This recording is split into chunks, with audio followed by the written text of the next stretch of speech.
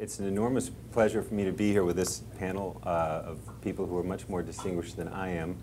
I hadn't realized that Evgeny was the first Open Society Fellow.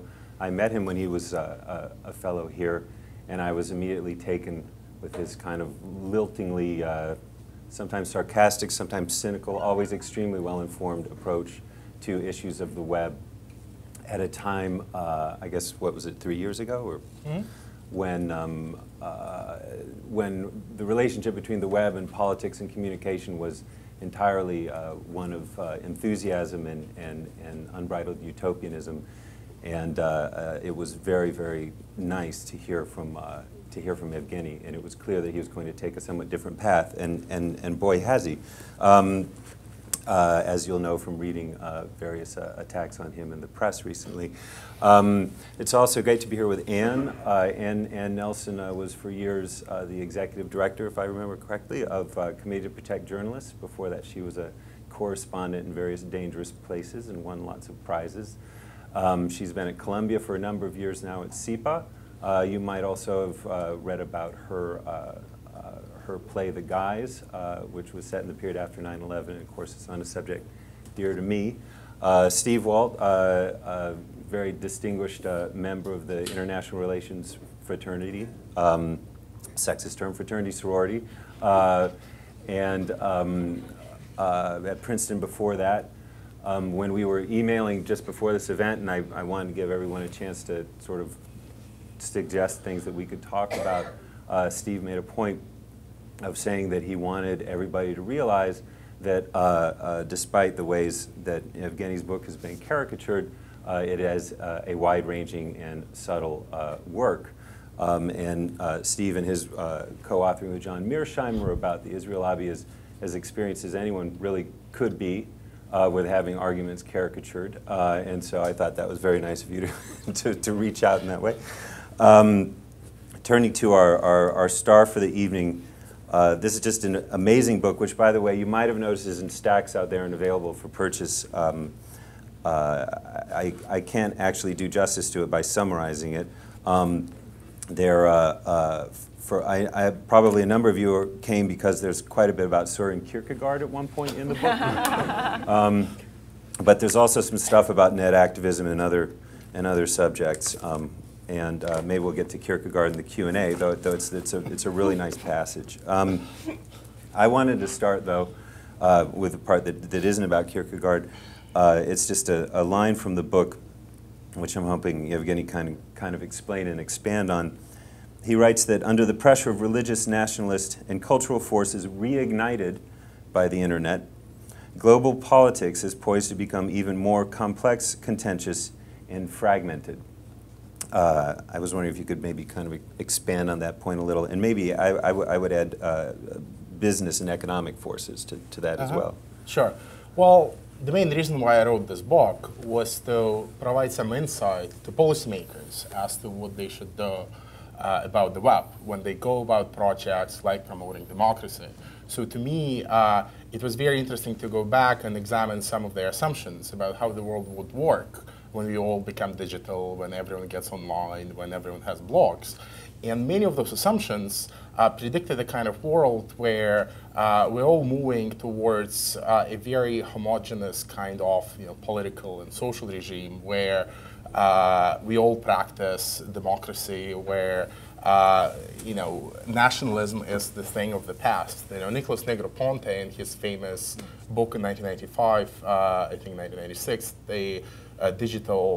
Being Digital, he actually said that in the future there will be as much room for nationalism online as there is for smallpox now. So I mean, there were a lot of expectations about the death of nationalism, the death of cultural differences and social differences, and this just is the opposite of what I have observed while watching the web. I mean, we do see a lot of social cultural forces in places, again, like Russia, but also in many democracies, in India, again, in Iran, in China, even in the United States, taking to the web to basically hang out with people that they already, share something with, whether it's religious identity, whether it's cultural identity.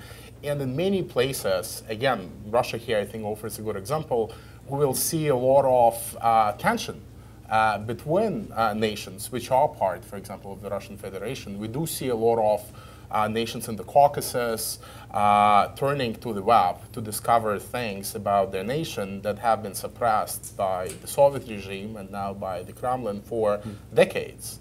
And of course, this does often result in tension, and this does often result in them trying to battle with, the titular population. But the reason why I mention it in the book is not to,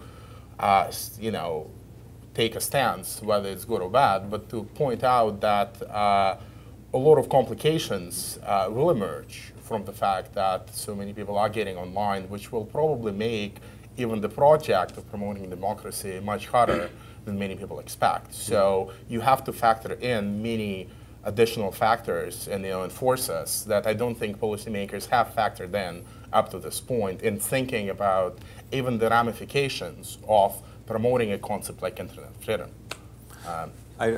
But before we leave the subject of beating up on the utopians of the mid-90s, which is a worthwhile pursuit, I think, but what do you think were the reasons, like sociologically or politically, why that kind of intense optimism existed at that point? Yeah, I think a lot of this optimism actually stems not from utopian assumptions about technology, it stems from the popularity of certain political theories in the early 90s. Again, you look at Francis Fukuyama's work on the end of history, you do see a chapter there called The Victory of the VCR, right? So again, many of these extremely optimistic and enthusiastic assumptions, they do not come from decades spent thinking about what technology does. They just come from people making certain assumptions how the world would be politically in 10 years, and technology just fills in whatever needs to be filled in conceptually. So some of that is not the result of some deep thinking or analysis about technology, but there are some, again, you look at people like Thomas Friedman and many others who were very eagerly promoting the idea that once people get online, they will start comparing their own governments with the governments next door. And again, I don't know to what extent these assumptions about technology come from his belief in the power of the internet, or they come from his belief in where societies are heading generally, and democratically and otherwise. So I think you have to factor in many assumptions which have nothing to do with technology to understand some of this utopianism. But I also think if you look historically at this period, definitely in the early 90s, there was a lot of excitement about the power of fax machine and Xerox machines and the role that they played in ending the Cold War. There was definitely a lot of excitement about... In terms of samizdat in terms of facilitating samizdat, smuggling in literature, and a lot of people were excited because they thought that the internet will just be, Xerox machines on steroids. So, of course, they expected that it will empower dissidents and it will empower human rights activists probably much more than it did, the dictators. And I think there was also something wrong with that assumption. But you do have to look at the end of the Cold War as a source of metaphors, as a source of conceptual models for understanding how the internet works. And many of those models, I think, are now being rediscovered when a lot of policymakers who have previously, senior especially policymakers, and old policymakers who have previously didn't pay much attention to the internet, they suddenly now have to grapple with issues like internet freedom. Their first reference point now is mostly the role of Western broadcasting during the Cold War, and again, the role of these technologies. So, partly it's the assumptions about politics, and partly I think it's the background of the Cold War, which explains some of this utopianism. I do wonder how, and it's impossible to say, but I do wonder how much of a role that kind of utopianism played amongst the engineers who are actually building the things that then made this possible. In other words, how much of a spur to innovation, a kind of optimism about the future was for them. Not a political class, but a digital utopian class in the kind of pure sense. Sure, I mean, there were clearly, again, as I've said, people like Negroponte, but also people like, Kevin Kelly, who in the early 90s did produce a lot of work, which did make the assumption that once people are armed with communication tools, democracy is the only possible result that will eventually come out. So there was some of that. Google's own manifesto, which was not. I mean, Google came later. I mean, we can well, get, okay, sure. but I'm just saying that among people who are not writing, not like Kevin Kelly, who are writing about it, but people who are actually innovating, the role that it might have played for them as well. And they also had an additional assumption, which is they presume that the design features of the internet will eventually translate into design features of political systems. And they thought that since it's so hard to... in a good way. Of course, in a good way. I mean, they thought that since it's the internet runs on decentralized infrastructure, and since it's very hard to send the information on the internet, you'll end up with a social and political system which will also be very decentralized and will reject authority. So, and many of these arguments still play out now in the public debate. You do hear a lot of technologists saying that there are certain features of the internet which make authoritarianism unsustainable. And this is the fact that, again, it is designed in a certain way, and it routes around damage in a certain way. And people, especially engineers, are prone to making those assumptions, thinking that design features will also modify how societies work. And I think that's also one of the poorly examined assumptions in this space. Tim Berners-Lee especially comes to mind in terms of thinking that there would be, that his vision of the web was both heavily imposed by him, but as a kind of structure that societies would be able to exist in, but with an underlying assumption that it would be lead in a progressive direction rather than be politically neutral, which seems to be more or less what you're suggesting it is. Definitely, and again, I think many of these assumptions about the political power of the web, again, they were made in the early 90s when there were also a lot of assumptions made about the nature of authoritarian regimes that were to be fought. So, and authoritarian regimes, of course, in those places like Russia and China have moved on. They have evolved tremendously in the last 20 years. So a lot of these assumptions about the design impact of the internet on political systems still treats the Russias and Chinas of this world as if they are still stuck in 1990 and not in 2010 or 2011. And I think the engineers are not necessarily they don't browse the latest journals in comparative politics. No, so they may not necessarily have a good grasp of how this authoritarian regimes function. And again, they also often reach to the Cold War vocabulary and and kind of experiences to understand how modern China works, which of course is not a very useful strategy. I'm going to ask one more thing, and then I'm going to bring in my fellow panelists here. But at the end of the book, you talk about digital realism, and you say a number of things that people shouldn't do.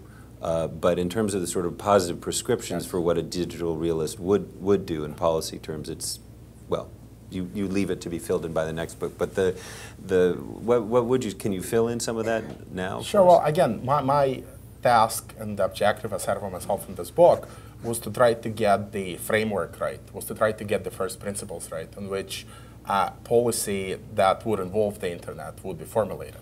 I think what has happened up until now with institutions like the State Department is that they try to compartmentalize technology and the internet into units which were not really connected with their other policies, whether it's policy on Russia, policy on China, policy on Iran. So ended up with a lot of very smart technologists doing a lot of very important things, but without necessarily grasping the ramifications of their own actions. And they ended up having much more influence on non-technological aspects of US foreign policy that was ever intended. So part of my project in the book is to try to prevent such situations from happening, try to get the first principles right, and to make sure that instead of trying to empower these technologists to sit and think big thoughts about how the internet will change Russia or China when all they know is how the internet works, but not how China or Russia works. I want to move to a different model where we actually start with people with regional experience and with people who are knowledgeable and who know actually what the American policy on Russia or China is, trying to integrate the internet into their own work. So for me to start offering prescriptive advice in the book will go against my own project, because part of my project has been, stop listening to internet gurus, stop listening to people who know so much about the internet, right? And start listening to people who actually know about the regional context. That's why I deliberately didn't want to go into offering much of a prescriptive advice because I want to focus on the mechanism and the principles, not on the how you fill in those mechanism principles. You know, because that stuff has to come from the experts. It doesn't. It shouldn't come from people who are knowledgeable about new media or the internet. So you're destroying the gurus. Yeah, you're sort of the last guru or the anti-guru. Yes, the seal of the prophets. Guru is standing. That's the. Steve, how does that stack up with your experience of political realism with respect to the web? Well, I think the most important aspect in Evgeny's book is the emphasis on being sort of concrete and specific as opposed to being idealistic or utopian and assuming that this technology is going to have sort of uniform effects everywhere. What the book does, I think, a really terrific job of is saying that this has big effects, but the effects are unpredictable. The effects are going to be different in different contexts, in different societies, at different points in time, and it will depend both on what the, call it, populations do with the technology, also what governments do in response to it, possibly what the United States and other countries do to try and use all of this. And you know, that's at least consistent with a sort of generally broad realist view that you start with the world as it really is, not how we'd like it to be, not how we might imagine it would be in 20 or 30 years, but you start with the world as it really is and then try to understand how a particular piece might affect events in Russia in one case, but be very different in China, but be very different in Tunisia or Egypt, and very different in, say, you know, France or Sweden or elsewhere. Instead of assuming that we know from the very beginning sort of what the overall effect of a particular technological or family of technological developments are going to be. In that sense, it's very consistent with a generally realist view, even if it's not sort of a specific IR theory that you would call, you know, an international relations theory of realism. Would you agree that technology is as essentially neutral as Evgeny describes it? That's actually something I'd love to push him a little bit more on, because the book, for the reasons he just said, it tends to be rather agnostic at the end as to what the overall effect of these technological developments are. And I wanted to ask, sort of, does he really believe that it's quite as, on the one hand, on the other hand, as the book comes off by the end? It's sort of in 50 years, does he think that, in fact, this big family of technology that we call the internet or social media or whatever, is it going to move politics in a more democratic direction over the next 50 years? Or is it going to be sort of yes in some places, but no in others? I'd love to smoke him out a little bit further on what his instincts are, even though the book is scrupulously sort of on the one hand, on the other hand, on that particular question. You know, I'm glad that he called me agnostic, because if you look at some of the media coverage of the book, most people assume that I do come down on one side, and that's thinking that it's all bad and it's terrible, and you know, we are about to be destroyed. You're going to get the reputation of being the Edmund Burke of the internet revolution, which would not be fair to you. It would not be fair to you. He's the one who survives, right? But no, I think, you know, to me the question is, what's the point of coming out with an opinion on that? You know, because to me the ultimate interest is policy. It's not internet criticism, and it's not media criticism. I understand media critics who want to come up with a vision of what the internet is doing and whether it's good or bad for society. You know, Neil Postman had to make a stance on what technology does. You know, people like Clay Shirky need to make a stance, because by their definition, they are media critics whose job is to, you know, provide critique to different kinds of media. I don't want to be a media critic, and I don't really think that it would be healthy for policymakers to make essentialist assumptions about what technology does everywhere, because again, as I think I argue in the book, I reject those essentialist accounts of technological change. So I think there are certain things which I will acknowledge about the internet. I will acknowledge that it mostly facilitates collective action. It makes it easier and cheaper to access information. I'm fine with kind of going as far as to acknowledge some of the main features of the internet. But as we all well know, how those two particular features will play out in a particular social and political context depends on the context, not on the features, right? So I'm fine with drawing out a list of things which are transformative about the internet. I'm just not sure that it will all necessarily add up to something coherent in the end. So that's why I've been so resistant to come down with, so the net delusion in the title of the book is not my definitive stance on how the internet transforms society. It's more my critique of how policymakers have treated the web in the last 2 decades, right? And this is a very important distinction, which I think many people don't get. They think I do want to come out with, Neil Postman-like statement of what technology does, and I don't. If you don't want to be a media critic, you have a problem, because that's where you're being pigeonholed to some degree. Yes, I don't deny that. So. Do you have you developed strong opinions about the sort of governance issues with the internet? For example, having to do with ICON, or with where the servers are positioned, and those sorts of issues. There's been movement at the UN for the last few years to do something which hasn't led to much of anything. The U.S. position has generally been that it's best to keep these things in U.S. private hands, which is not all that surprising a position, but may also be the best one. Sure, I don't have a theory, again, of how internet governance should work. I have some opinions on certain issues. I think that there are legitimate concerns that many countries have about the fact that the U.S. have so much control on internet governance. But again, it's not a simple issue. Leaving it to the UN is not something I would endorse wholeheartedly either, particularly if it will take the form of, the same form that human rights commissions take in the UN. Right? And this is obviously a risk.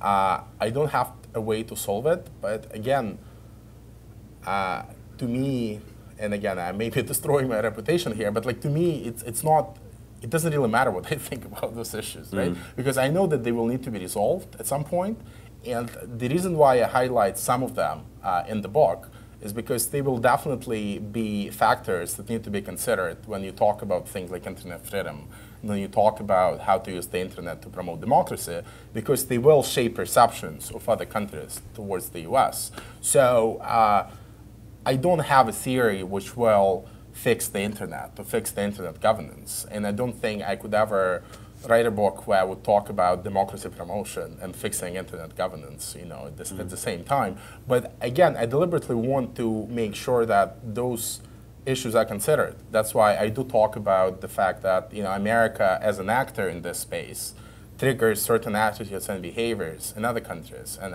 the history of US foreign policy, even if we don't like that, ends up constraining the space available for maneuver in the internet freedom kind of space, right? So that's something we need to be aware of, but I don't have an answer. And I have opinions about particular matters, but in no way I have an answer. And again, I don't think that my answer should matter in as much as it concerns the future of the internet freedom agenda. I'm just, frankly, the debates are taking place. They're not taking place in any particularly transparent or available way. They strike me as very significant, and I'd love for there to be more sophisticated and thoughtful voices engaging in coming up with those answers. And so I'd love to volunteer you, but you're clearly resisting that, as well as being a media critic. I'm here bonus. And you mentioned before, I mean, this is, you don't have to talk about this, but that your son was actually involved in some of the Egyptian twittering and all of that. That must have affected your views on the book and some of these arguments. Yeah, I think that what I think is so extraordinary about the book is its emphasis on local knowledge. And when you look at Egypt in particular, you see a very specific phenomenon. What I've heard Evgeny argue over a few years now is that it is not one size fits all in terms of technology and societies. If you make technological decisions without local knowledge, you're very likely to make some mistakes. C.P. Snow used to talk about the two cultures, the divisions between science and the liberal arts. I see that very, very much in what we're going through now. The technologists come out of fantastic technological backgrounds. They know everything about programming. very frequently, they have not spent a week in a hut getting fleas in a developing country. There's an almost bright line between those two cultures. So they extrapolate. They look at Egypt and they think it might behave like Silicon Valley, and it doesn't. They don't look at a country of 80 million, which is more or less what Egypt is, and say, oh, 1 million people have broadband. What does that mean? 160,000 people are bloggers. They're probably most of the same people who have broadband, and the same people who are the 1 million people who have newspapers. So there's this whole culture of media that differs a great deal from country to country.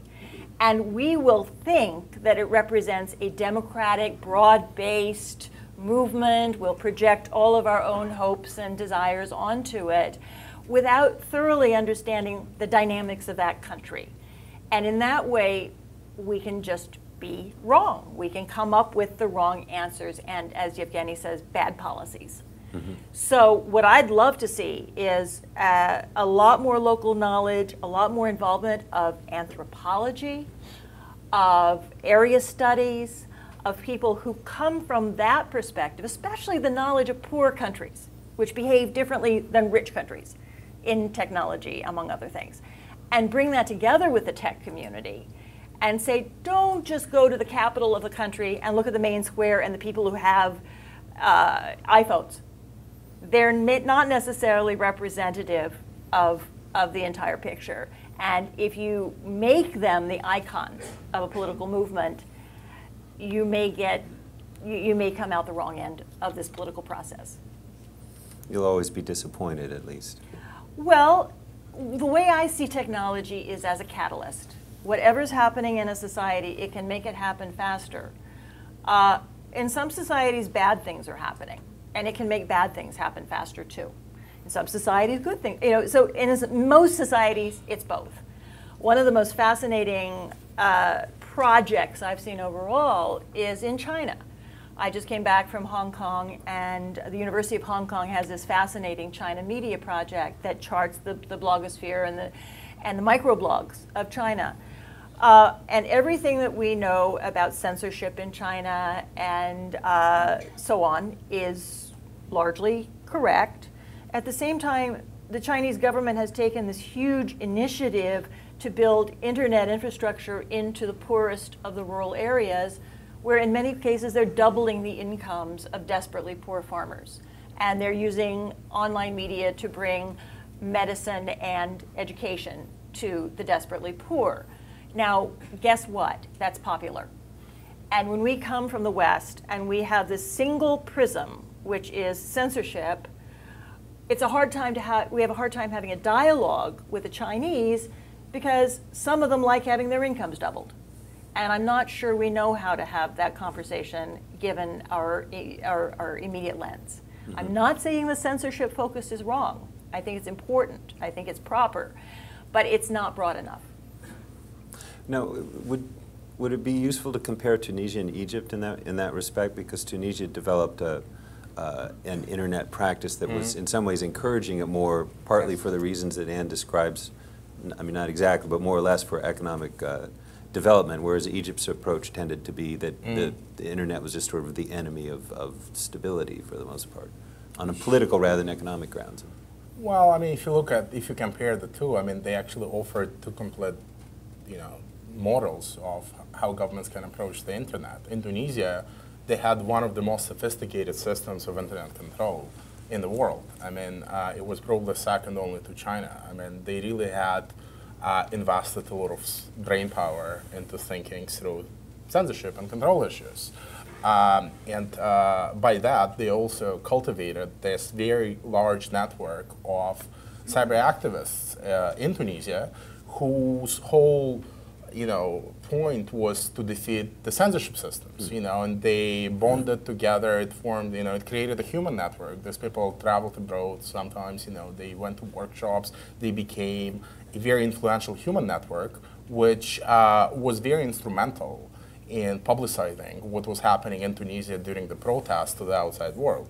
So from that perspective, I think in some sense, Ben Ali was actually digging his own grave by helping those people bond together. I mean, in sort Russia, of I don't think calling that there his is, web opposition into being. So. Yes, I mean, if I look at Russia, I just don't see a similar cohort as well organized as in Tunisia, for example, dealing with issues of cyber activism. I mean, there are definitely a lot of activists, and there are a lot of interesting bloggers in Russia who campaign online, but I don't think that they have, as much focus on, working as a network and working as a collective, which was the case in Tunisia. In Egypt, on the other hand, you had very little internet censorship to begin with. They didn't ban any websites. I think 3 years ago they used to ban the website of the Muslim Brotherhood, but they lifted even that ban 3 years ago. What they did was very brutally go and intimidate the bloggers and beat them up and lock them up in jail, and that worked to some extent. Many of the bloggers we know eventually, left Egypt and settled, in South Africa or elsewhere. So it was, in some sense, effective, but it was the Egyptians who actually had a very progressive Deputy Minister of Communications who, or maybe, I think it was a Minister of IST, who was very forward-looking. Egypt hosted the one of the 2009 summit of the Internet Governance Forum, where the wife of Mubarak came and gave a speech. So they clearly saw it as an engine of economic change. So they did embrace it, and I think that's one of the reasons why they didn't have censorship. Maybe they just wanted to have it on a global scale rather than merely in Egypt. Perhaps, but again, I don't know to what extent those developments explain the power and the way in which social media was used for mobilization. I don't think it was driven all that much by the fact in which either country chose to control the internet. Right? Again, it had to do with the fact that Facebook was extremely popular in both countries. You look to many other, if you look to China, Facebook is not as popular there. It's all about local sites where the culture is different and where probably any calls to organize a protest would be removed in an hour, while on Facebook they stayed on for 5 days or whatever, 7 days until the internet was cut off in Egypt, right? So again, you do have to look at the specifics of the local internet cultures and look at what services are used, how, what languages are spoken. When YouTube was blocked in Tunisia, many of them used the French site called Dailymotion, simply because many of them spoke French. Again, that option wouldn't be available to those who do not speak French, right? So again, you do have to look at the particulars of the internet culture to understand what enabled some of the cyber activism to happen once the protests took off. There's a larger methodological point here that I think is actually important, which is that it's easy to sort of, what we would say in the social science biz, select on the dependent variable and look at events like Egypt, look at events like Tunisia, and immediately say, well, these are places where either Facebook or the internet, or maybe it was Al Jazeera, we actually don't know which of these things had the biggest impact. There are, by some counts, 60 or 70 non-democratic countries in the world that have not had a major upheaval in the last 2 weeks. Right? And in most of those, there's the internet. It's still been there. In most of those, there is some degree of discontent with the government. The point being that we actually do know a lot about revolutionary upheavals, and we know that they're highly contingent events. They're hard to predict in advance. You can sort of know countries where there's a potential for it, but none of us are very good at forecasting exactly when you're going to get this kind of thing happening. And again, I think this is one of the points that Evgeny is trying to make through his book, is that you really have to look at these in a case-by-case basis and not assume that injecting one ingredient, the internet, Facebook, Twitter, is the magic key that then causes the same sort of responses in each places, in each place. And furthermore, I think there is something about technology which makes us less reluctant to question other social and political factors. I think that was on display in the media coverage of what happened in Iran in 2009, when, again, most commentators jumped on the kind of Twitter revolution meme without examining whether those tools were actually used by Iranians, right, and to what extent. And so I think there is something particular to technology, and this is where I have to put on that small hat of a media critic, which does make the debate less focused on the political and social factors that may actually be far more responsible for the actual situation on the ground than technology. There is just a tendency, I think, and which is very unhealthy, to see in technology things which, it just, in some sense, it provides the lowest hanging kind of fruit intellectually. If you don't know much about Iran or Tunisia or Egypt, it's just very easy to blame everything on Twitter or Facebook or WikiLeaks, and it, very nicely can be packaged and a 3-minute special on television, right? So you end up with a lot of these narratives which do look kind of believable, unless you really go and start examining how many people were tweeting in Iran, how many people actually used Twitter in Iran before the elections, and you start looking at where are some of the most active Twitterers, who were tweeting from Iran. Some of them actually not in the country. Right? So again, you have to go and examine all of that rather than just fall for this very simplistic, deterministic explanation that are very easy to come up with if all you look at is new media and technology. I think that's a really important point. And I think what you've got now is the formation of self-referential community that involves some people attached to the State Department, some people attached to journalism, who are covering Facebook and Twitter revolutions. And that's the mirror that they hold up to every event that happens. So they tweet the photographs of people holding signs that say Google and Twitter and Facebook, but they don't look at the rest of the picture.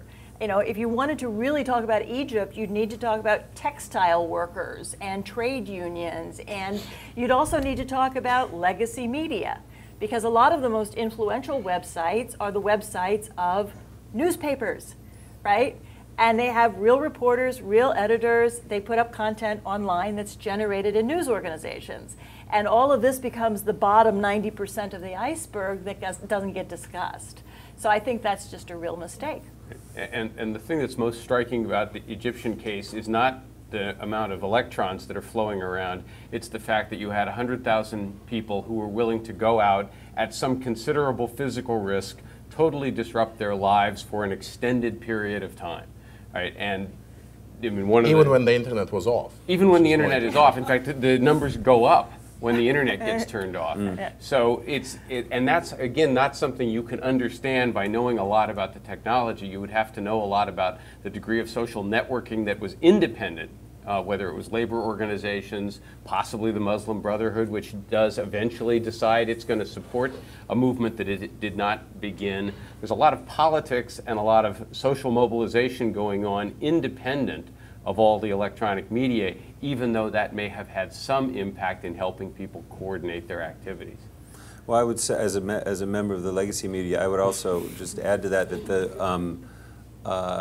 particularly as budgets have gone down and there are fewer people reporting, what comes across on Twitter and what comes through these new means becomes correspondingly so much more important for us trying to make sense of someplace that's far away, and maybe we don't even have a reporter there, and so you tend to because you're experiencing it through Twitter, you tend to think that a big part of the experience was Twitter, and it's sort of not surprising that would happen, even though it would be quite misleading. I mean, a lot of the first few days in Egypt, what struck me the most was how little I was hearing about the traditional political parties, who in fact were quite actively planning and continue to plan for what their role will be in a future Egyptian government, and it just, that stuff wasn't there. But it's really becoming a means of information circulation here, and it's they can shut down the state TVs, they can shut down the state radio. This is something they can't shut down, and it becomes incredibly important for us, but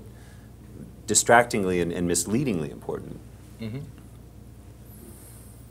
Maybe if there are questions, I can take questions either from Steve, who's in charge with the cyber world back there, or anyone in the audience. The question is, do we get a question from Liberation Square? Well, I guess while we're waiting for that, I'd just like to make a point about the Muslim Brotherhood. And again, you have to go back to censorship of legacy media. They did not have access to newspapers. They could not found a newspaper. They could not be covered by Egyptian television in the same way.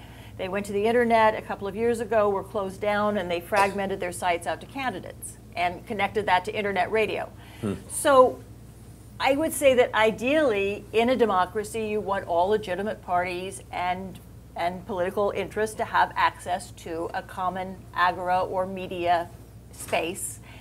If that can't happen in legacy media, it's going to come out online, but that's not necessarily the only place it should take place.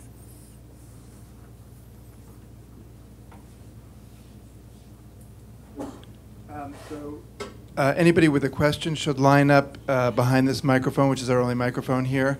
I'm going to get the ball rolling by 2 questions from our online audience. I want to send a shout out to the online audience for joining us tonight. Two of the first question is whether there is something intrinsic in being a pioneering blogger that inclines that community to a more democratic disposition vis-a-vis the state, a more contrarian or dissident position vis-a-vis the state, because that's an assumption that a lot of us make, that the early adapters, the early bloggers, are by definition dissidents. So that's a two-parter. Is it true, and if so, why might it be true? Another question that came over was whether there is something in the nature of the grapevine-like means of communication and social media that makes it more difficult technologically, logistically, mechanically to censor than more traditional forms of media that go through a telephone central or through the Ministry of Communications or other centralized apparatuses. Sure, I'll try to take both quickly. On the first question, I think there is definitely still an assumption which is pervasive if you look at the public discourse about new media, that bloggers aren't the new dissidents. I mean, there is definitely, particularly if you look at some of the statements from officials at the State Department, even at some of the remarks by Hillary Clinton, you would see a lot of references between blogging being the new samizdat and bloggers being, dissidents 2.0. There are a lot of those remarks. I think they may help in some countries. I don't think that they actually offer a very good paradigm for thinking about the power of blogging and what people are actually doing with these tools on the ground. Again, you look at a country like Iran or China or Russia, you will see that a lot of bloggers are not dissidents. They either endorse the government's domestic policy or foreign policy or both, right? You do see a lot of bloggers in Iran who are far more conservative than Ahmadinejad.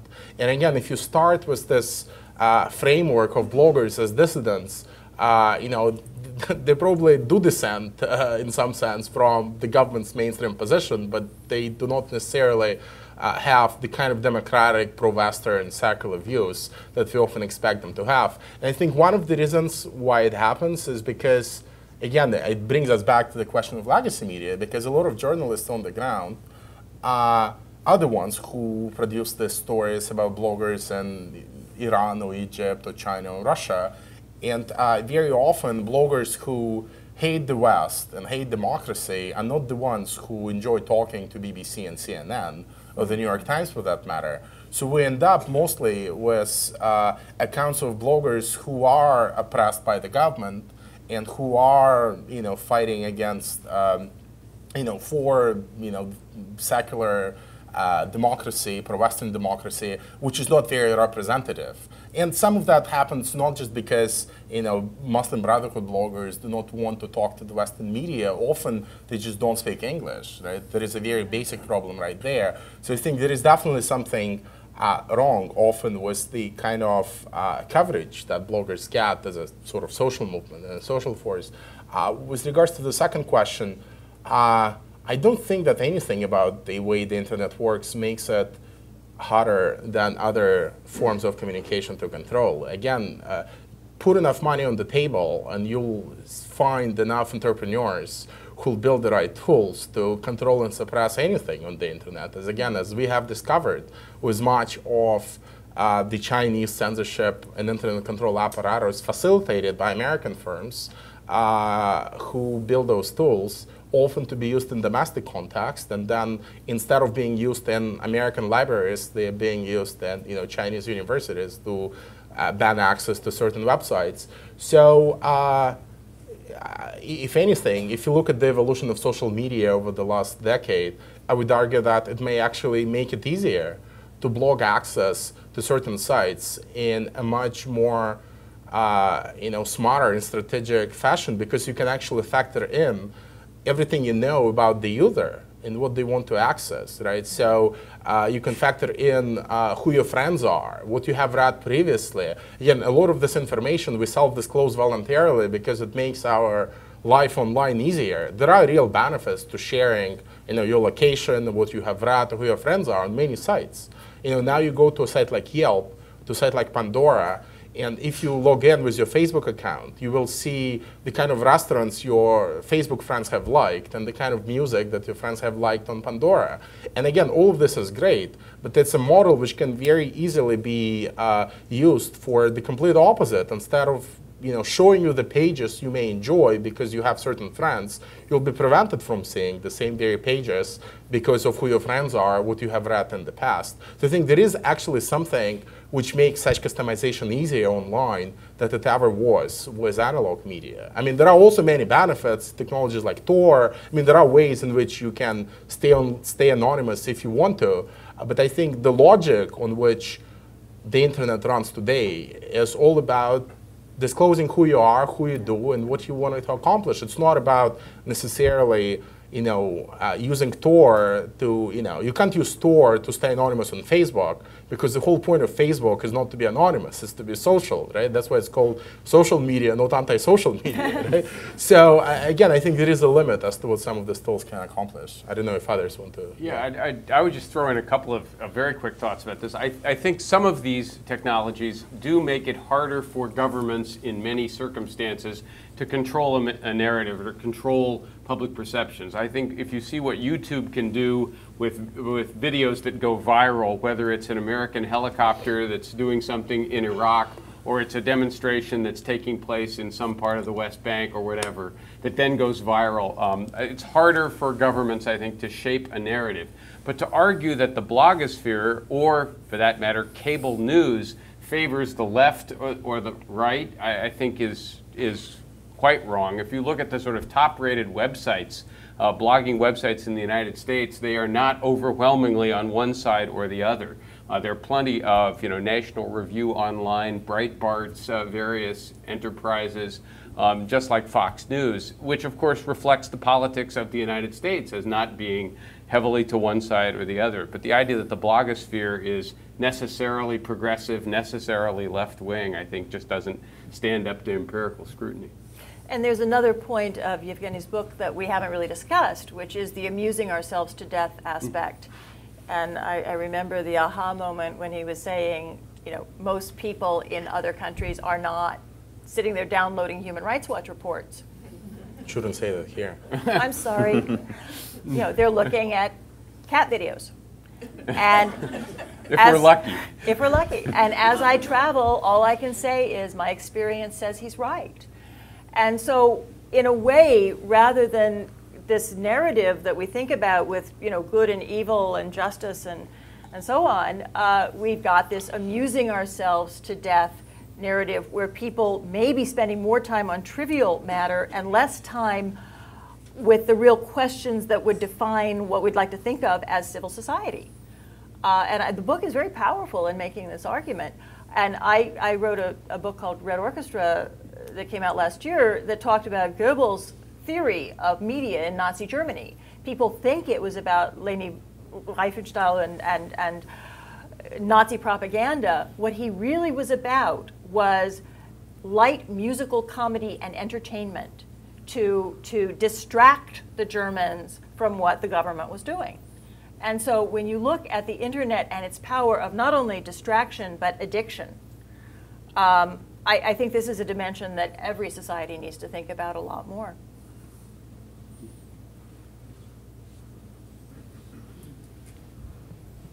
Hi, thank you. I'm Catherine Fitzpatrick.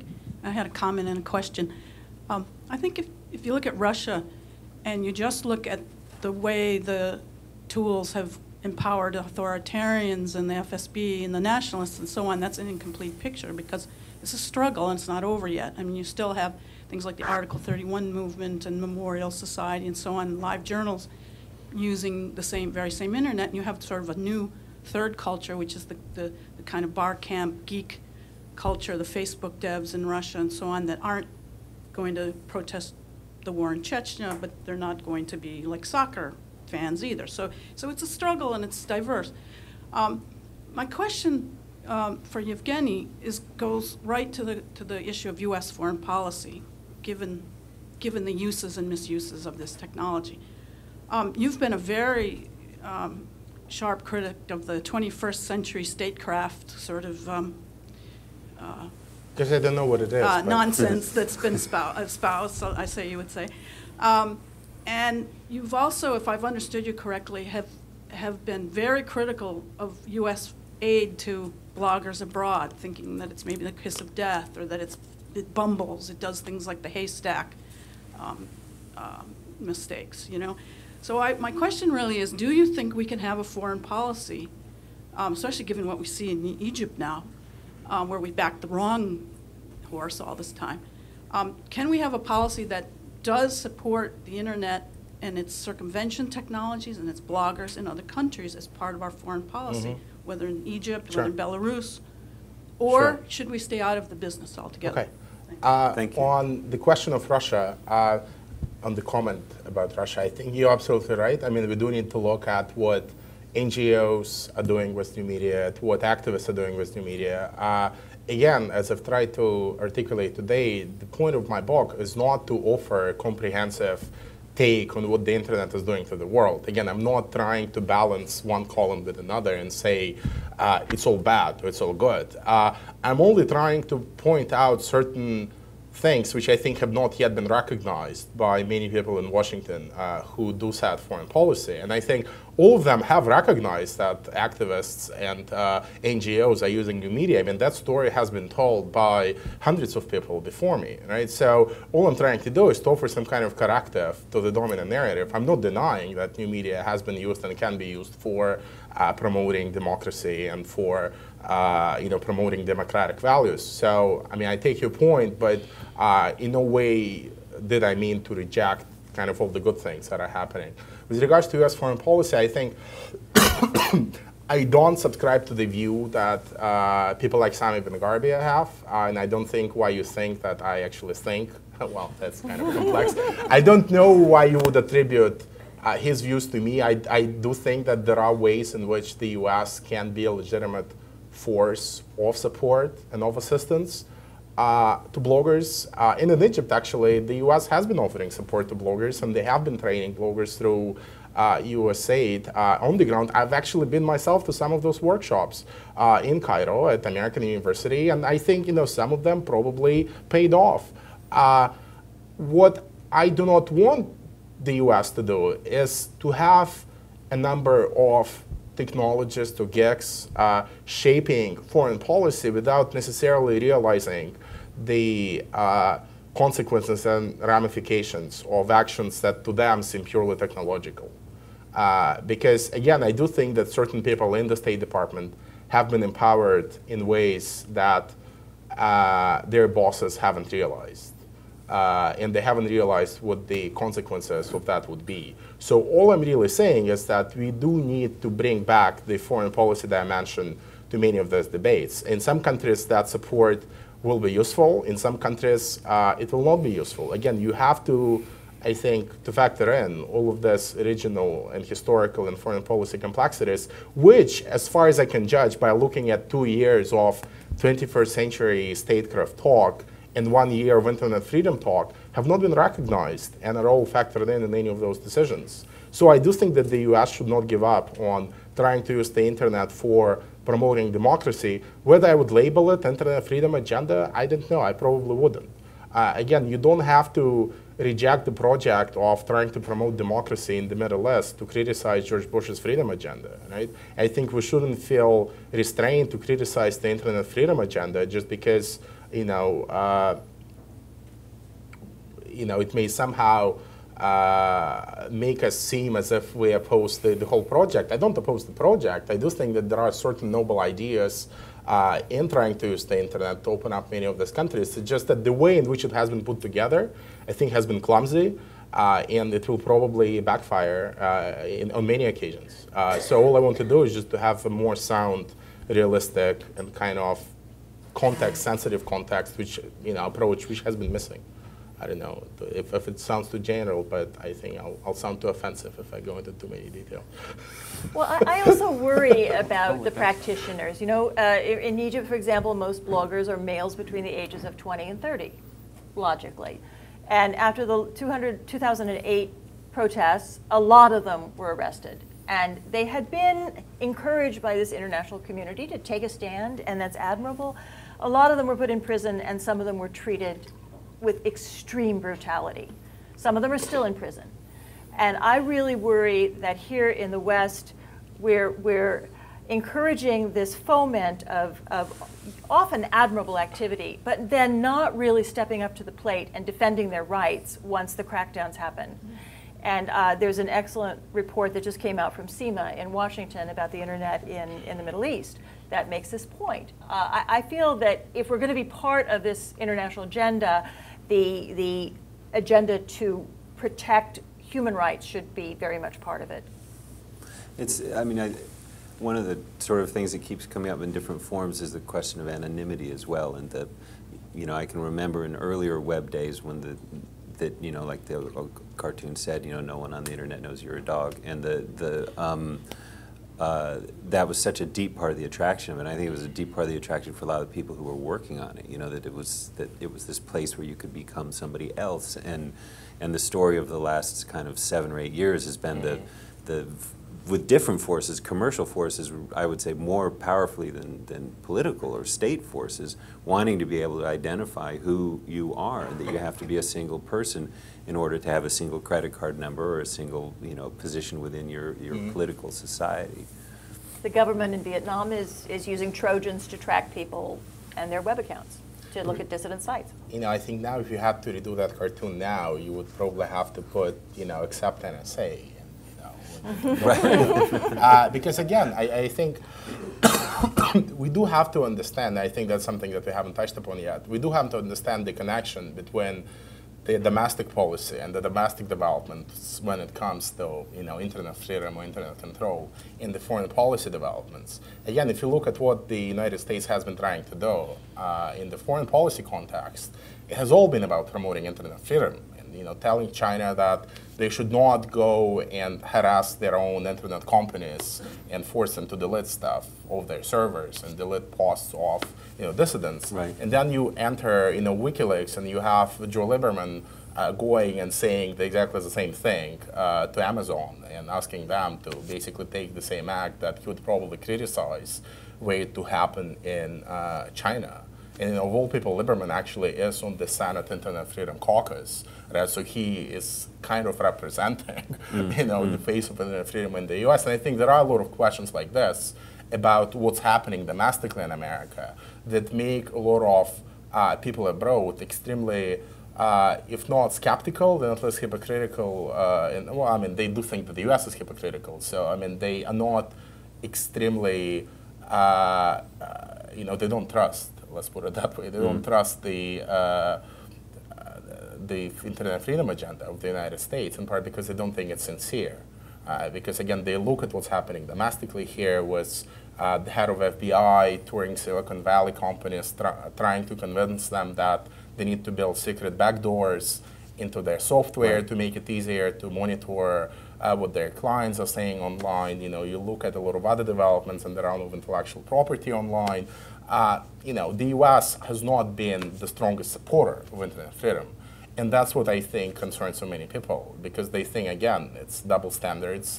And I think eventually the fact that the internet freedom agenda is, when you think about it in the foreign context, is so idealistic, does set up a lot of traps for the U.S. because it just sets up expectations so high about the U.S. own behavior domestically, it just will never be met and will make America look, again, extremely hypocritical in the eyes of its partners. I think that also tells you a lot about why the sort of what Evgeny calls cyber utopianism is so seductive here in the United States. We sort of assume, because we think that we're the greatest country in the world and everything works perfectly over here, that if other countries aren't like us, it's because they don't have enough information yet. If they did, they would want to be just like us.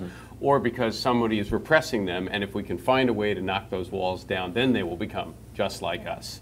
right? And what we don't understand is, first of all, even if those things were happen, most other societies won't become just like us. They'll become just like them in some different way than they are today, but not necessarily imitating us. And second, we don't understand that there is a dark side here in the United States as well, where we also worry about security. We sometimes go overboard in our concerns about it, and we end up looking quite hypocritical in the eyes of others. So, but nonetheless, the people who are cyber utopians never worry about some FBI guy coming and knocking on their door. Tom Friedman is not concerned that he's going to get hauled in because he's doing the wrong thing with his computer. At least I don't think so. And similarly, other people like that. Yeah, absolutely, absolutely. And you forget that, and then you make decisions on their behalf, as Anne's saying, and then they bear the consequences.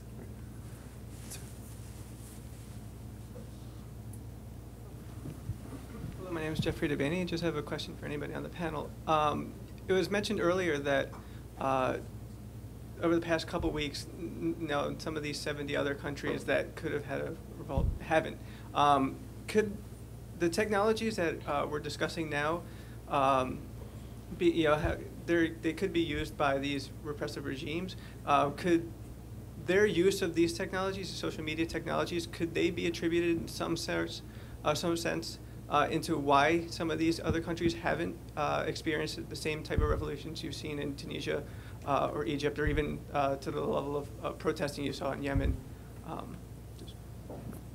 Well, I think that would be also kind of falling into the other extreme of, when we, when cyber utopians think that the internet just causes everything, and when democracy happens, it's because enough people were on Twitter, and I think it's as easy to fall into the other extreme and think that the only reason why dictatorships are still around is because they have mastered the art of technology. Again, that's not something that I'm arguing, and I don't think I'll ever be arguing that. Again, there are certain problems, unemployment, turmoil, social, cultural, political turmoil, that you would never solve, even if you, upload every single movie that was ever made in Hollywood on YouTube and force your young population to just sit there and watch them. Again, if they feel hungry and they don't have a job, that's not going to work. So, obviously, we should not expect that the internet will also help all of those governments to stay in power forever. It wouldn't. Again, no one has canceled politics and economics yet, and I don't think it will happen anytime soon. The other thing which I think is worth keeping in mind is that we do not really hear about protests that fail, that were also organized on Facebook. You barely saw any headlines about the failure of a Facebook group in Syria to get as many people as in Egypt and Tunisia into the streets of Damascus a few days ago. And yes, there was a Facebook group. There was a lot of online activity. They were supposed to go out, I think, 2 days ago, 3 days ago. And people failed to turn up. They didn't have the same numbers as they were expecting based on their online activity. And of course, those stories are not reported to the same extent that the more positive stories are. And we end up with this very distorted picture that, as long as people are organizing online and as long as enough of them join a Facebook group, we should expect something to happen. And in most cases, nothing happens, unfortunately. And we just don't hear that as often. That's true in Sudan as well. But in that case, you had people going out, relatively small number of people in Khartoum, and just getting beaten up with clubs. What happened in Sudan was actually even more terrifying. The security forces actually used some of the same tools, Facebook and text messaging, to publicize some of the protests, and then they arrested everyone who would show up. So they actually deliberately used these tools to disseminate information that was not only false, but was also disseminated deliberately to arrest the people who were the recipients. So, yes, This is a really important point, and it was a great question, because even if there is a sort of long-term, centuries-long secular trend towards more representative forms of government, which I think is true, there's a strategic interaction going on here between, let's call them sort of authoritarian forces and more pro-democratic forces, and each side learns from the other and adapts. And the old pitch and catch game. So you can bet that there are authoritarian leaders who are watching what's happening in various parts of the world, and when they see something like Tunisia and Egypt happen, they say, okay, well, I don't want that to happen to me. What do I have to do to this menu of options I have? What do I have to do to the various social forces? Maybe I'll accommodate a little bit, I'll repress a little bit here, and each side learns from the other and can use technology in various ways. And so even if there's a long-term secular trend, you ought to expect to see an awful lot of peaks and valleys as each side adapts to a changing environment and to the experiences that they observe. And I think it's fascinating to talk about China in this context, because some years ago, China decided that rather than spend all of their time censoring US-based sites, they'd set up a parallel universe. So you don't have lots of Chinese on Facebook. You have a Chinese Facebook with lots of Chinese people on it. You have their own microblogs instead of Twitter. It is based in China, and it goes through Chinese filters. Right. So it's built into the very foundations of the platforms. And you still have the cat and mouse game. You've got some 30,000 or more cyber cops in China chasing the people using, illegal terms. When I was in Hong Kong last week, they said the Chinese winner of the Nobel Peace Prize was microblogged by spelling it P-I-E-C-E, right? If you misspell peace, it could get through the filter for 5 minutes till they catch you, and then you change it again. And so at first I was kind of transfixed by this spectacle. And then I realized that there was some intentionality there. I teach a course at Columbia called New Media and Development Communications, and I have a lot of Chinese students who are there on government scholarships doing internet research here. And there's obviously a hand-picked elite English-speaking Chinese group who learn about the internet in the world. I'm sure you have them in Harvard as well. They know no bounds of censorship, and they are groomed for leadership to know the world, but this is not a privilege that's extended to the masses who can assemble in Tiananmen Square. So it is tiered access, and I think it's quite deliberate. I think the question of lessons that other regimes will learn from Tunisia and Egypt is a very important one. And I think looking at what happened in Egypt was them turning off the internet. I think, again, many other governments will want to solve the problem of having an internet kill switch. Again, there will be much more thought and work being put into trying to figure out how you can actually turn off the systems much faster. I mean, if anything, I would argue that the Egyptians were 3 days too late. They turned off the internet on January 27th, when all of the planning for the protests happened on Facebook on January 23rd and 24th, for the big protest on January 25th. So in some sense, turning off the internet was not as effective as it could have been had they done it earlier. But now if you think about it from the perspective of other governments, it would be very easy for them to do, because that's what the United States government wants to do with its own plans for internet kill switch, which, again, ironically were announced on the very same day as Egypt turned off the internet. You had Senator Collins and Lieberman actually refloating the idea of an internet kill switch. And again, now the fact that it's happening in America will just make the plans of the Russians, the Chinese, and the Iranians look much more legitimate, because they'll say, we just need it for an emergency situation. When another Stuxnet hits, we want to have a button to turn it all off, and they'll do it pretty effectively. And they'll even bring in some of the American experts to make the transition smoother and to advise them on how to do it more cost effectively. But technology is racing so quickly. Again, as I said, Egypt has 80 million people, 1 million on broadband. Cell phone penetration now exceeds 80 million. So it's over 100% penetration. Egyptians may have 2 cell phones. And as you move on to mobile platforms, it's going to be harder and harder to pull the switch. Well, all of them were turned off. All of those 80 million were turned off by Vodafone. True, but how long can you have a country with no telephones? Well, as long as you have commercial companies providing that for a very long time. True, but everything else grinds to a halt. So there's a real dilemma here for the governments.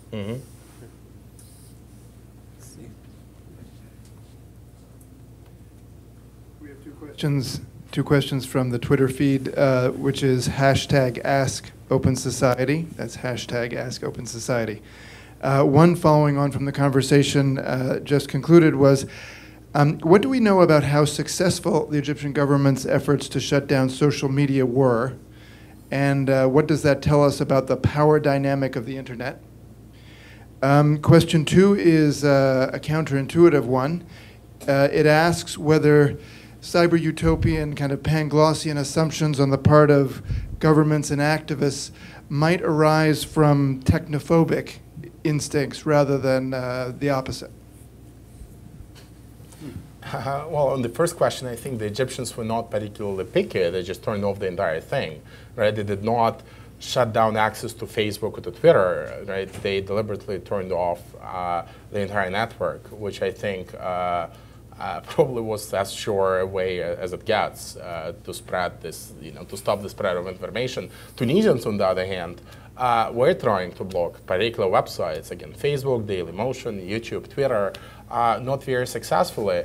What was interesting to me, and that tells us again about the resilience of many of those governments and their strengths in this field, you actually had the Tunisian government trying to hijack the passwords of every Facebook user in the country by planting some malicious code into whatever the DNS settings of its main internet service provider in the country. So for 6 or 12 hours, they were actually trying to harvest the login details of every Tunisian in Tunisia who was trying to log in into Facebook. And that was happening, a few weeks, or maybe a week before Ben Ali was ousted, right? So they definitely still had the capability and the will to engage in all of that. Again, that might tell us that they just very poor at predicting their own future, but the government wasn't anyhow, their ability to control this space wasn't weakened by technology. It wasn't that, as the protests developed, their ability to turn off or turn on, the switches got weaker. No, it was the fact that the army switched sides that eventually, led to democratic change in Tunisia. It was not the fact that the government got so weak that they couldn't control the internet. The week before the government fell, the government was very aggressive and very successful in controlling parts of the web. With regards to the second question, whether it comes from technophobia, I mean, there is certainly. I don't think that a lot of these people are technophobic who are, senior decision makers, a lot of whom I quote in the book. I don't think they're technophobic. They just seem to be naive, again, not just about technology, but about politics in general and democracy promotion project in general, right? Again, operating on many of the assumptions that are outdated. So I don't think that they necessarily, again, some of it is wishful thinking that, blogs and tweets, just because they haven't failed yet, will do better than supporting political parties or NGOs or whatever else has been tried in many of those countries. So there is, I think, that element of hoping that the internet can finally deliver what many other tools haven't, and I think that expectation is there. But I don't think that there is that much technophobia. Like I don't link it to cyber-utopianism. I mean, it's a very counterintuitive link, as you've suggested. I'd actually like to ask Evgeny a question sort of following from that last one. You argue for trying to integrate the technological component of foreign policy with the actual foreign policy expertise, with the regional expertise. Don't have a sort of separate internet diplomacy office, but rather have it with the country bureaus, with the regional bureaus. That's the idealistic dimension in my thinking. Well, at least that's what you suggest, that's where it ought to be housed. I wonder if there's sort of an interesting generational problem here. My basic sense is the older you are, the less you understand about what's going on, right? My children, like everyone else's children, know far more about what's happening in the internet and social media universe than I do, and I've been trying to sort of keep up with it. In order to be an ambassador, in order to be the desk officer, in order to be a senior regional bureau chief, you're not young. You're likely to be someone in your 40s or your 50s. And so I think it may be tempting for policymakers to say, okay, I need an internet diplomacy dimension. Let me find some 23-year-old who understands this stuff and put her in charge of it, not the 45-year-old who actually knows a lot about Egypt or Pakistan or wherever. And the question is, how do you integrate those two things in the bureaucratic context of the State Department or the Pentagon or the National Security Council? I think that's a practical. If I can just sort of add something to that, I mean, first of all, your description what happened is literally what happened in Washington. Media. Yeah. I mean, it is. I mean, it's like a documentary record of what happened in Washington in terms of finding younger people and so on. And another element in that, and I think a very important one, is some of the Silicon Valley companies, which are very large and very, very profitable, don't have a lot of political experience, but are huge social players and as well as huge political donors, and have developed a real interest in the last 3 years, thinking, wow, maybe I solved this, maybe I can solve that problem of human politics as well, and they're really, I mean, some are more naive than others. Worth $1 gazillion. But they're really, there is a real push from that end as well. Sure. Well, I don't think that there is, I don't think you need a PhD in internet studies to understand the internet, right? I mean, again, I think on the face of it, it's very simple. It reduces costs in terms of access to information, and it facilitates collective action, right? As I've said, any 25-year-old will know how to use Twitter and Facebook at this point, right? So it's not like you really need to go and search for bright kids who get social media. I mean, at this point, most of them do, right? And some of them still actually happen to have some regional experience, or at least, they aspire to get some regional experience, right? So I don't think that, the people who have been in charge so far are necessarily, the cutting edge thinkers in terms of social media or the internet, because I don't think there is much cutting edge thinking to be done, right? In those positions about the internet. There is definitely a lot of cutting edge thinking to be done about foreign policy at large, but, there is not that, again, I make for a poor technology critic, but there's not that much thinking to be done about, what the internet is and what it's doing in the abstract, right? But I think, and I should give the State Department credit here, they have been trying to introduce courses on social media to their, Foreign Service Institute, whatever, trainings that they run for ambassadors, for the personnel. I mean, of course, it takes a lot of time. I think some of the initiatives they have been doing have been helpful. But I think I'm okay with a lot of these young people being integrated and brought on board, as long as their bosses understand the consequences, right? And as long as they understand that many of these decisions, which just seem to be about the interwebs, end up to be about something else, and they end up influencing U.S. foreign policy on Iran to an extent that was never intended. By people who created this nice incubator for innovation, right? And the role of companies in this, I think, is also very interesting, because I also think it has been somewhat under-theorized in the State Department. Again, there has been very little thought being put into the fact that many of these platforms for digital activism, which now have been used in Egypt and Tunisia, in Iran, that they are American companies, and American companies tend to have certain, people tend to have certain biases towards American companies simply because they are American.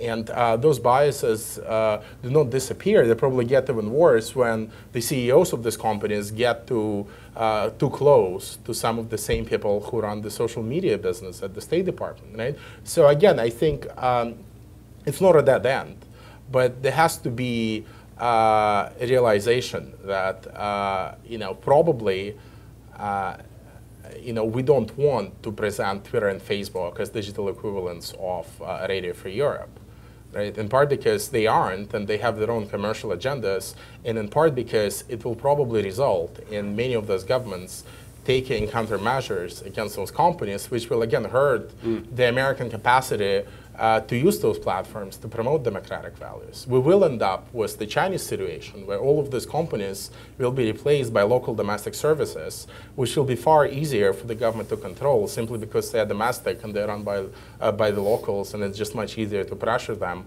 without generating any buzz in the international media compared to Facebook and Google and Twitter.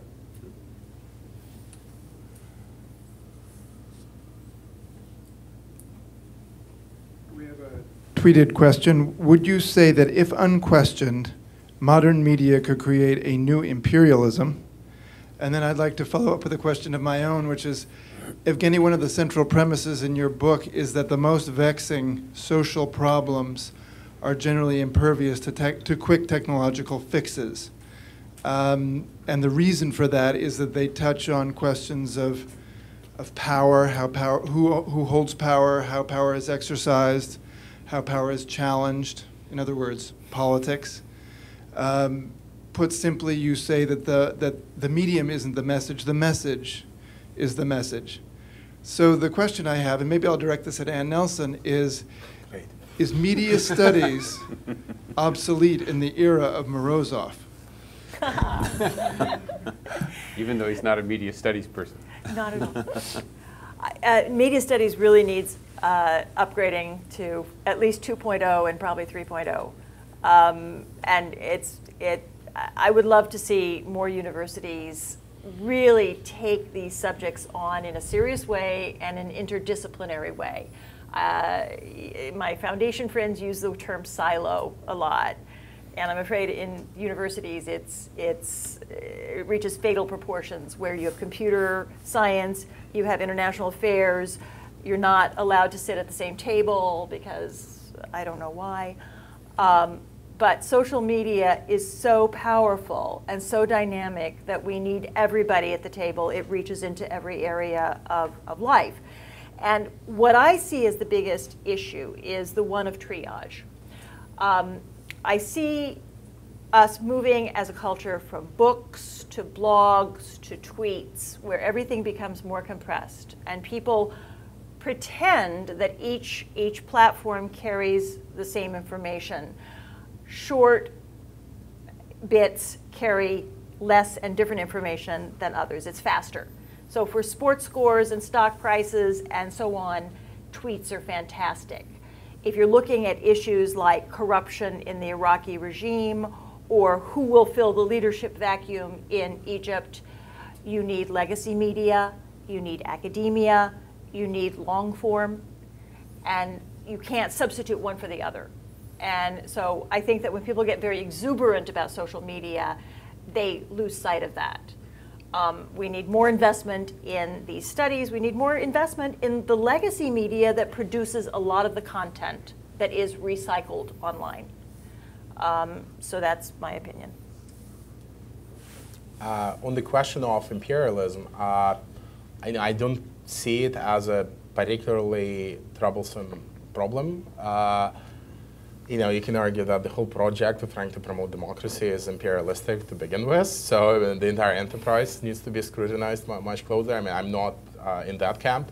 To me, it's very interesting to study why in certain countries you end up with people using local alternatives to global sites. And in some countries like Egypt, you end up with a lot of the locals on Facebook and American sites. And then studying how that changes how they interact with each other and whether those sites have different norms, which they do. On questions like freedom of expression, Facebook, for all its flaws, probably takes a stronger position than many of the Chinese alternatives to Facebook, right? And so that question, I think, would be very interesting to explore. I don't see anything wrong per se in having so many local users, find a home on American sites.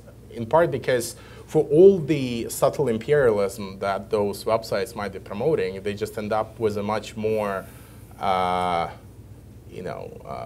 freer and kind of culture, which is much more conducive to democratic debate than many of the local alternatives. So I'm less concerned with the imperialistic fears that some people have.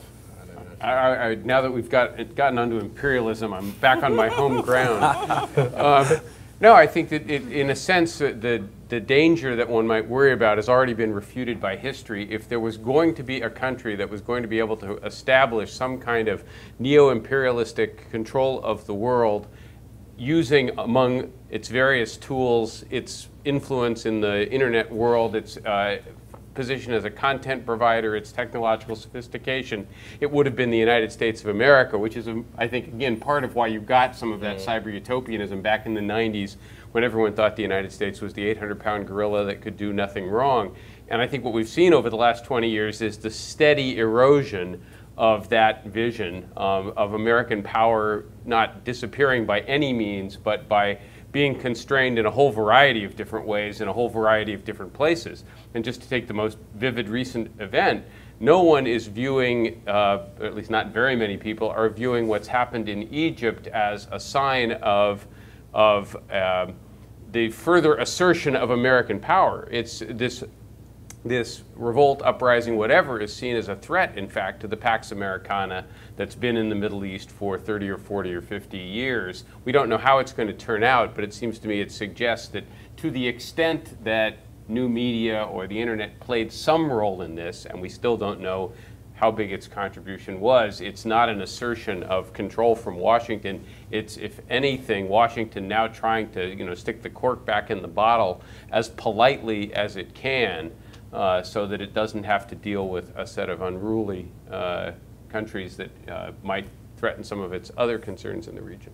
And I don't think that you can leave out the grassroots elements to all of this. There's the State Department, there's the tech companies, and then there is this marvelous creature with many heads, which is the online environment. And you have terrific projects like Global Voices, which pulls blogs from all over the world and translates them into many different languages and allows you to kind of have this window on lots of parts of global experience that were just totally impossible when I was in college. There was just no way to figure out what was going on in the world with the same breadth and richness that we have now. So while I certainly subscribe to so many of Evgeny's caveats, I also share with him the belief in the dream. And I think that the United States, as an open society, has encouraged a lot of what's best in this environment, too. But, sorry, I'll introduce a dose of skepticism. But, again, if I look at some of the early cyber-utopian discourse, and if you look at some of the assumptions there was clearly an expectation that once all of the Chinese and Indians and Russians and Iranians get online, they will be directly or indirectly exposed to American soft power. They will all rush to download American movies. They will all start communicating with Americans, and Americans will tell them what democracy is really like, and they will go and demand it in the streets of, Tehran or Beijing. And I think that just hasn't played out that way. Again, we are seeing a lot of local content being much more popular for obvious reasons with the local populations, right? Whether it's local films, whether it's local music, whether it's just local interactions with, the people who sit next door and not with Americans on online chats. It would actually be a fascinating study to look at the sort of geographical distance,